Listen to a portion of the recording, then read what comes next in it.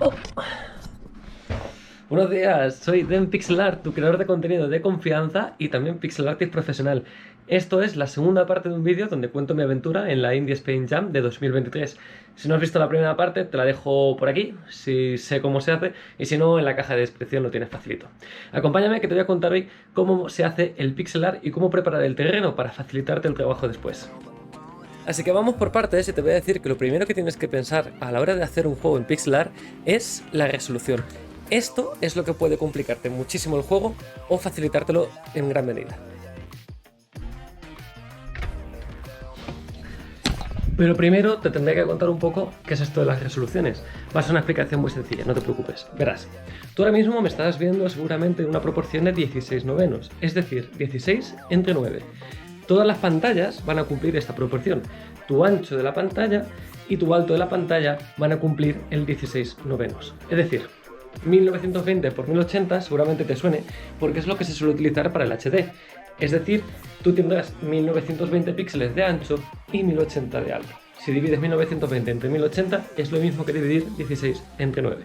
Sabiendo esto, nosotros ahora podemos hacer el pixel art en una escala más reducida de 1920 x 1080. Te enseño un par de ejemplos. Aquí tienes un par de ejemplos de algunas consolas antiguas y sus proporciones. Podéis ver abajo los píxeles que ocupan tanto de ancho como de alto. Sabiendo esto y sabiendo que todas las pantallas de ordenador van a utilizar prácticamente 1920 x 1080, vamos a crear un canvas de este tamaño.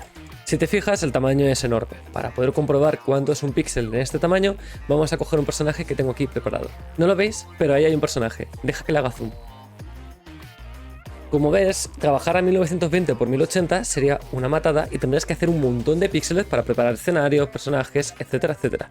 Por eso nosotros lo que vamos a reducir es este tamaño de resolución y utilizar algo más pequeño.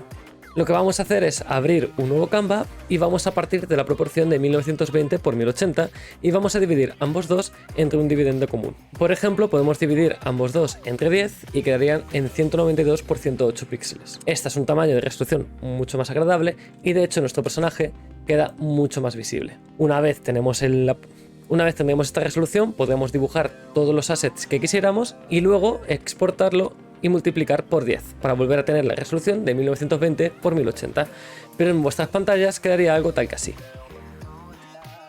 En la primera parte de esta serie de vídeos os dije que yo creo que la mejor manera de empezar una jam es preguntaros qué os apetece. Y yo lo primero que hice fue, me apetece dibujar personajes pequeñitos y cookies con los ojos saltones. Aquí tenéis un ejemplo de lo que fue mi primer personaje.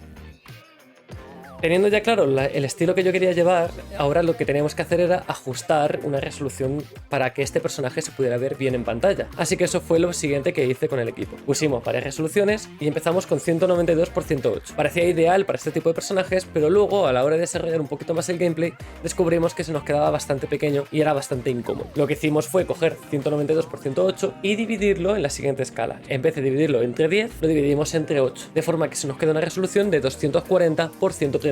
Se sigue viendo el personaje perfectamente con todos los detalles y tenemos mucho más espacio de trabajo para la hora de poner la interfaz, de poner el escenario y todo lo que sea interactuable. Así que en esta segunda parte, como consejo yo os daría hacer lo siguiente. ¿Qué queréis dibujar? Plantearos algo que os dé tiempo a hacer en una semana o el tiempo que sea una jam, y una vez tenéis más o menos lo que os apetece y el espacio pequeñito, empezad a hacer pruebas de resoluciones hasta decir aquí encaja y aquí yo creo que puedo llegar a la fecha acordada.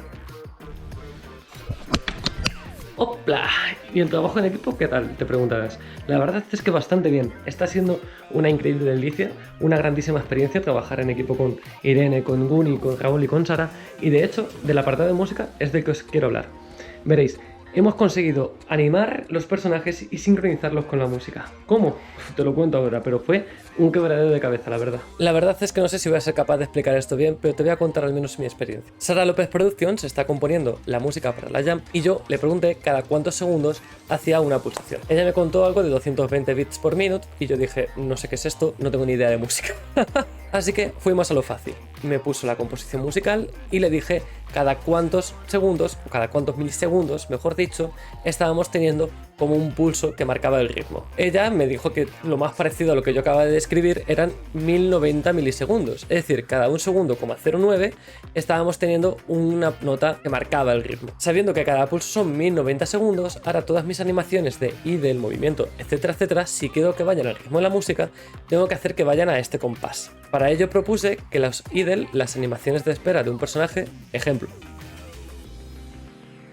fueran de 6 frames, es decir, en 6 fotogramas yo tenía que hacer un bucle completo de cómo se subía y bajaba el personaje esperando algo. Vale, ya tengo los frames, tengo cada cuánto tiene que repetir el bucle, pero obviamente no vale hacer que los 6 frames sumen en total 1091 milisegundos. ¿Cómo hice esto? Decidí hacerlo a mitad de tiempo, es decir, 1090 entre 2, ¿vale? Ahora tenía 545 milisegundos, lo cual sí era más factible para dividir entre los frames de animación, quedando 545 entre 6 aproximadamente a 91 milisegundos. Es decir, cada fotograma que yo dibuje va a estar en pantalla 91 milisegundos y va a pasar al siguiente. De esta forma, cada vez que completaba un bucle, yo completaba la mitad del compás de la música. Cada 2 bucles, mi personaje estaba haciendo un compás entero. De esta forma quedaban los personajes mucho más vivos y además seguían el ritmo de muchos instrumentos de la composición musical. Os muestro aquí en pantalla un ejemplo de la música y algunos personajes moviéndose al ritmo.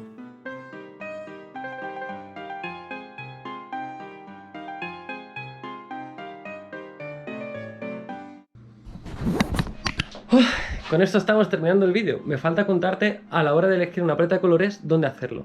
Mira, te pongo en pantalla una página web donde encontrarás un montón de paletas, todas las que tú quieras. Coge la que más te guste y ponte a trabajar con ella. Personalmente, yo te voy a recomendar que elijas una con pocos colores. ¿Por qué? Porque el pixel art cuanto menos es mejor. Y así estarás forzado a ser más creativo a la hora de hacer pequeños objetos, personajes, escenarios, etc. ¡Oh! Y ya con esto sí que sí hemos acabado. Te dejo todas las redes sociales de mi equipo aquí en la caja de descripciones.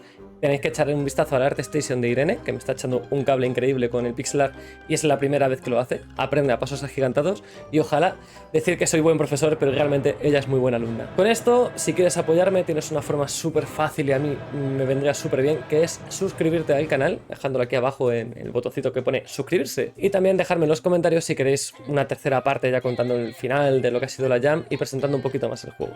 Muchísimas gracias por haber llegado hasta aquí. La verdad es que no merezco este apoyo porque soy un youtuber de mierda, pero os quiero muchísimo y muchísimas gracias por haber aguantado a este petardo. Nos vemos en la siguiente. ¡Chao!